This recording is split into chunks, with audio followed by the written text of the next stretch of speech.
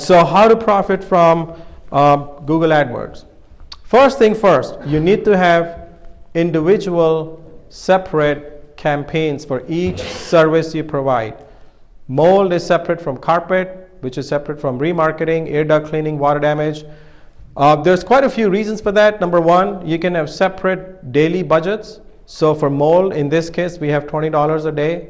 For carpet, $20 a day. Air duct cleaning, $10 a day. Water damage, $30 a day. Okay, depending on the service, depending on your budget. You may want to spend more on water and less on carpet. That's fine. So having separate campaigns allows you to do that. If you, I have audited more than 250 campaigns, accounts for restoration companies. Most of them, I would say about 80% of them, will have everything in one campaign. So what's happening is they will have, let's say, $100 a day budget, and then they'll have mold in it, they'll have carpet in it, and they'll have water in it, and other things. So that's the number one mistake you don't want to do. Separate campaigns for budgets and areas. One campaign, you can only target one area. It could be small, it could be large, whatever that area is. When the campaigns are separate with carpet, you might be going 10-mile radius. Water damage, you might go 30-mile radius or 20-mile radius or different zip codes. So that's possible if your campaigns are separate. If you have a large budget, like in this case, each campaign we are spending about $200 a day. So this particular company, I met them here about 2 years ago. Their monthly budget was $3,000. Now it's about $40,000 a month they spend on Google. In that case, if you have a budget that big, you can have separate campaigns for each area. So a separate campaign for Vegas, a separate campaign for Hendersonville, a separate campaign for Boulder in this case, and so forth.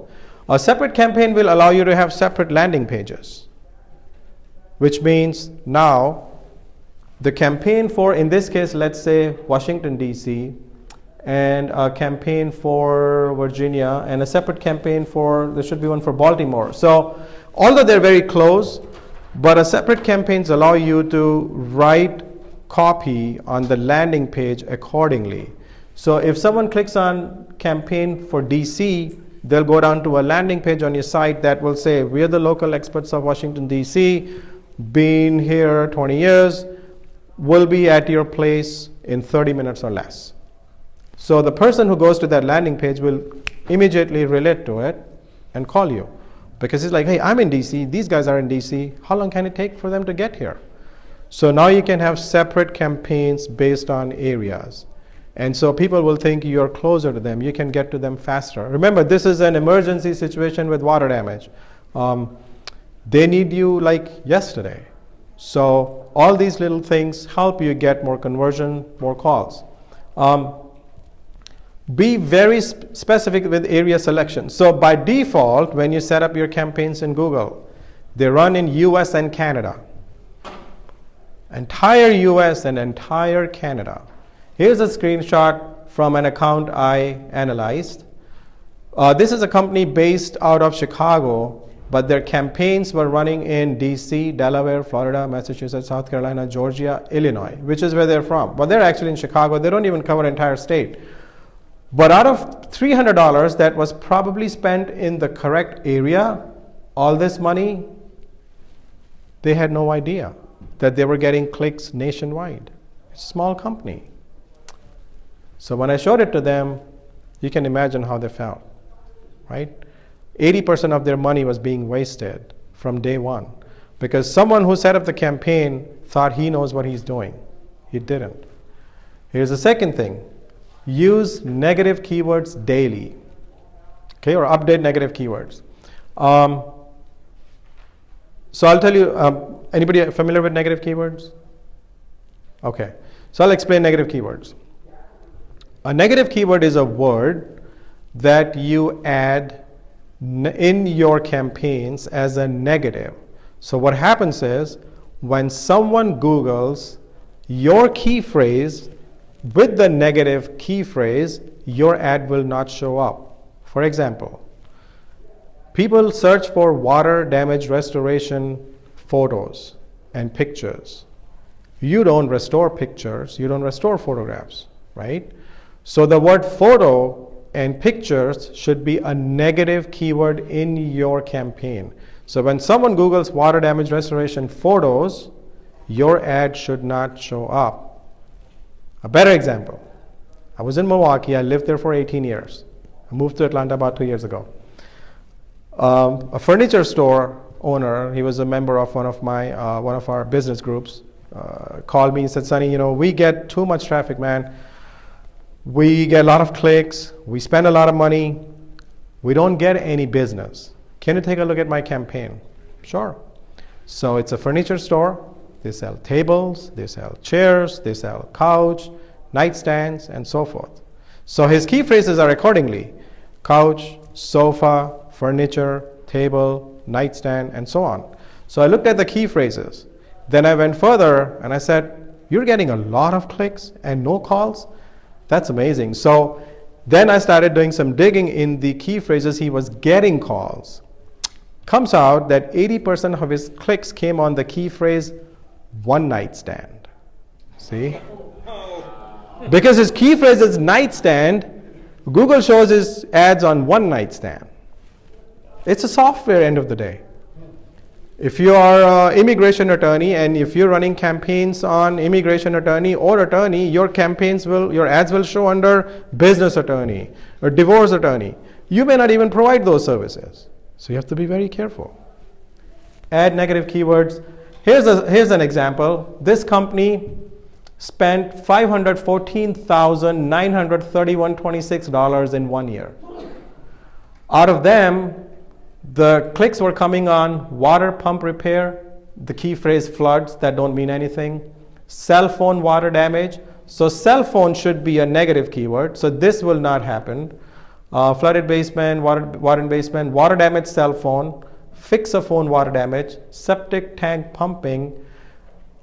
When I added everything, more than 50% of their money was wasted on key phrases related to water damage, but not services they provide, because they do not fix phones that are water damaged, and pickup trucks, and Silverados, and so forth. So out of 514,000, they had lost about close to $300,000 in 1 year because they had no negative keywords. That's all. See, they're not bidding on these key phrases. They're only bidding on water damage restoration. But when you bid on water damage restoration in broad match, Google will show your ad in anything related to, even closely to water damage. If it's a septic tank, crawl space, anything. So imagine, I mean, the owner almost had like tears in his eyes. I didn't want it to show him at first. I said, look, I have something for you. I want to show it to you, but I don't know if I should. You will not like it. He said, oh, Sonny, don't worry about it. I know there's something not right with my campaign. So I showed it to him, and he was like, I should have given it to charity if I knew I was going to lose that much money. That's a lot of money in 1 year, almost $300,000. So, negative keywords. We have now about 2,420, it's about 2,600 negative keywords that I have now working with the restoration industry for 9 years. So for example, today your negative keyword should be Irma, Harvey, because people will start searching on water damage Irma, water damage done by Irma, water damage done by Harvey. So if you're running campaigns, go home today, call somebody right now, add Harvey, Irma, Jose as negative keywords, because you will lose money faster than you know.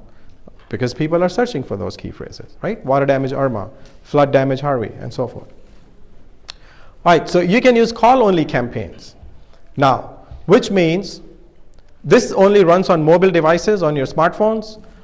When someone clicks on your ad, it's a phone call to you. It bypasses the visitor going to your website and then deciding if he will call you or not. Very powerful strategy. Less than 5% of restoration companies are even using it. It's not brand new anymore. It's about 8 months, maybe a year old now. What happens is you write an ad, and when someone clicks on your ad, this will be a phone call to the business owner directly. In this case, let's say SERPRO, there is an option. You can click here and call. If you click here, you'll go to the website. In this case, it is a phone call. So every click is a phone call. Google launched these campaigns for companies like taxi companies initially. So because you don't care, which company it is, you just want to call them right now. So you'll click on the ad, it'll call the taxi company, and you can then call them over. I just started doing it for restoration industry, and it works. So call-only campaigns. Track cost per lead in your AdWords account. Please do that. For example, in this case, there's two campaigns running side by side. One has a cost per lead of $27.60. One has cost per lead of $60. If you're not tracking this, you might think this campaign is doing better or that campaign is doing better. You really have no way of finding out which campaign is doing better. Now, if you have a limited budget, $60 per lead is a pretty good price though for our water restoration industry. How many of you would agree with that? Okay, but 27 is better. So if you have limited budget, you want to move this money to that campaign and then start getting leads for $27. Why pay 60 when you can get it for 27? I know 60 is good, but 27 is phenomenal. So you need to do this. You need to track cost per lead in your campaigns. Track click fraud. So there are services out there that will track IP addresses of people clicking on your ads. It's especially if you are from Midwest, East Coast, California, you need to do this. There's a lot of click fraud there. A lot of businesses will click their competitors' ads all day long, trying to run them out of budgets and business. So their ads can go higher, right? It's bad, but it happens. Yes, sir? I was going to ask about, I've always wondered how they keep track of that. Doesn't Google, like after you click from the same computer on the same ad a couple of times, don't they stop? Yes, so that's a great question. So what Google does is, if someone clicks your ad multiple times, it doesn't mean you get charged multiple times. So you'll get charged once. And so if they click 7 times in a day, you'll only get charged once. But here's what happens, and that Google never answers. I've been asking them for 9 years. After how many days will they stop counting it as a first click? If a person comes back after 7 days and clicks on your ad again, will they charge you? If they come back after 15 days, 30 days, if a guy's sitting in his office trying to run his competitor out of business or out of his budget, he's going to do it again. So Google will not tell you, oh, okay, so after 7 days, if you get another click, we'll count it as a click, because nobody knows. And I mean, people who work there, they haven't been told that. The only answer they give is, well, we have systems in place for that. Really? You can tell me if it's 7 days, 15 days, 30 days? No, we have systems in place. Google is smart. We have those systems in place. So do your own thing. Track IP addresses, and if you find a guy like this who clicked your ad 7 times in 7 minutes, starting at 7:40, going up to 7:47, he's clicking on the ad every minute from this IP address, then you block that IP address. So Google allows you to block IP addresses. You go into your campaign, you block that IP address. Okay? Google will not give you IP addresses, but they will let you block them. So you have to do your own thing here, find those IP addresses. And there's companies out there who will help you with that. It's $50, $100 a month, maybe more. How much? About $100 a month. They'll track IP addresses for you and send you a report, and then you can manually copy them. The ones you feel are not the right thing, you can put it in your campaigns.